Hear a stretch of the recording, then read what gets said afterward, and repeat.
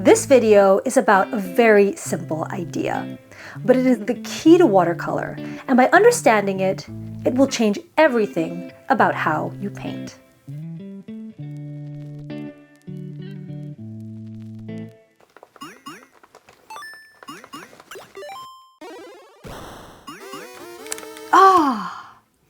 Now you might be wondering what a 40-year-old mom of two is doing in her basement laundry room with a miniature arcade game.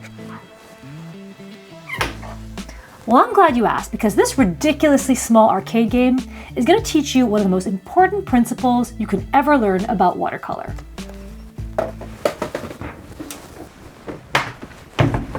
Everybody likes to talk about water control and how important it is, but did you ever notice that a lot of the instructions tend to be very vague? People love talking about water to paint ratios, how wet, how dry your brush is supposed to be, and that you need to blot in paper towels all day, every day. But there's one topic that doesn't get half as much airtime, but is arguably more important than pretty much anything else. And that is, how exactly do you move it around on your paper? Did you check under your bed? Let me ask you this. Do you ever paint and kind of hold your breath and cross your fingers, hoping the watercolor gods are on your side to achieve the effect you're looking for? Will you get a flat, clean wash, or will your colors run into each other? Will you get blooming and cauliflowering, also known as backruns? It all seems so random sometimes. But what if I told you that there is a method to it? And guess what, my friend? If you learn how to stay in control of your water, then you'll be able to predict the outcome of your painting every single time. But first, I'm gonna have to go over some basics. Let's play a little game. Okay, so I think of watercolor painting as creating a body of water on the page. A pond, a river, an ocean. The bigger the surface you want to paint, the more water you need. And just like any body of water, it can be smooth and flat, it can move in a direction like a river, and it can even make waves. Microscopic waves, but waves nonetheless.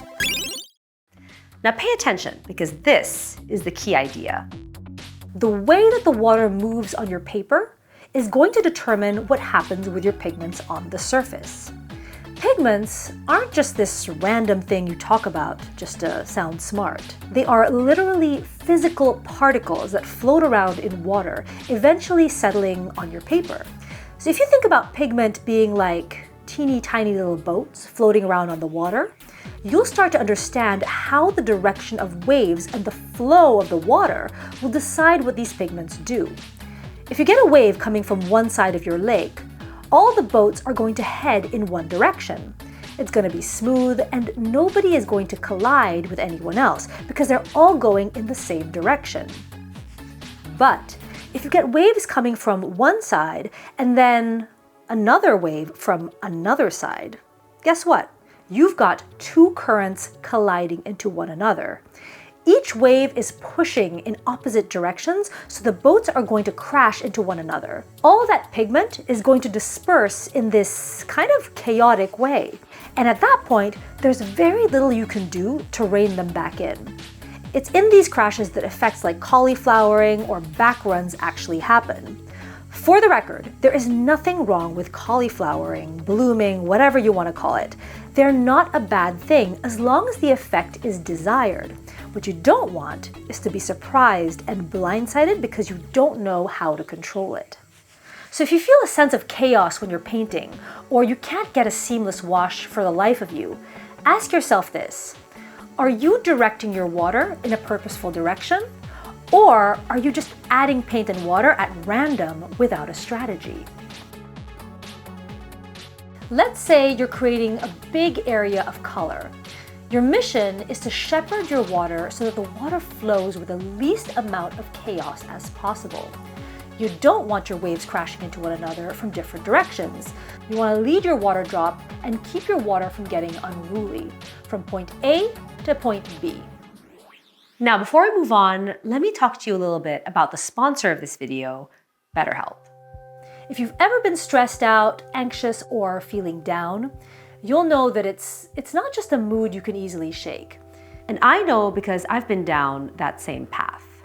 I recently shared my story about my experience with postpartum depression last year after my daughter was born and how much that impacted my life. I feel very fortunate that I was able to get the professional help I needed when I needed it the most. And that's why I feel very strongly that everyone deserves to have someone they can talk to. Because life can be hard, and as artists, we often pour our feelings and emotions into the creation of our art. But sometimes even art isn't enough, and we need a support system to guide us through it. BetterHelp can give you that support system. What they do is they match you with a licensed therapist who you can meet with via phone call, video chat, or even text message to make it easy and accessible. All you do is you fill out a questionnaire with your preferences, and they'll match you with someone who's the right fit and that you can feel comfortable with. They have a network of over 30,000 therapists, which I think is amazing. And like I said, I think that everyone deserves to have someone on their side to listen to and to be able to give you tools to better cope with the difficult moments that are going on in your life. So if what I said resonates with you, check out betterhelp.com/pointbrush to get 10% off on your first month. I also have it linked in the description below, so you can just click it without having to type. Okay, so let's do a little painting demo. Just like in my video game, I'm pulling my water droplet towards my end goal, always making sure to gather up the water drop as I go.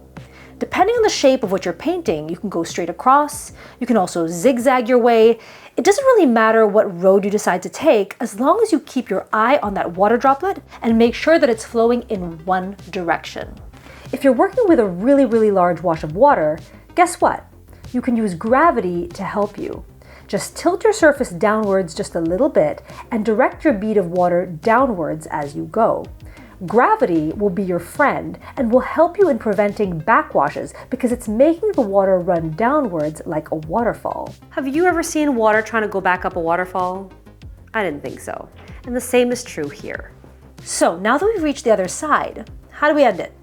What I'll try to do is end the wash in an inconspicuous place, like a corner, and pull off the rest of that bead. Now, if you want to get cauliflower and bloom effects, then you do the opposite. You drop in more paint and allow your water sources to collide where you want that tie-dye effect to start happening. So now that we know the ground rules, let's troubleshoot some of the most frequently asked questions. What if you're moving your water droplet, but as you're nearing the end, you really wish that it could have been a darker wash? Don't worry. You can always add more pigment, but there's a catch. You wait for your layer to dry completely to the touch. And I mean bone dry. Once it's dry, then you can go over that whole section with a fresh new layer. Remember, watercolor is a transparent medium, so it doesn't matter if you get all your pigment on the page in one pass or in multiple. At the end of the day, when it dries, the amount of pigment left on your page will be the same regardless of whether you did it in one layer or several. Just make sure you use clean water when you're layering so that you can preserve the luminosity of your layers. Doing it this way gives you more control, and you won't feel like you have to cross your fingers and pray for the best, especially while you're racing against the clock, trying to get your paint on the paper before the water dries. Sounds hard? I get you. It is hard. But the good news is that it's a skill just like riding a bike. And like riding a bike, once you acquire the skill, you're not going to be thinking about how to balance and pedal your way around. You'll be focusing on the road and where you want to go. So I hope you enjoyed this video and that it gave you some tools for how to think about your watercolors from now on. If you're looking for another great video about art technique tips, I'm going to link one of my favorite videos about color right here so you can check that out. Thank you so much for watching, and I will see you in... Did you ask Dad?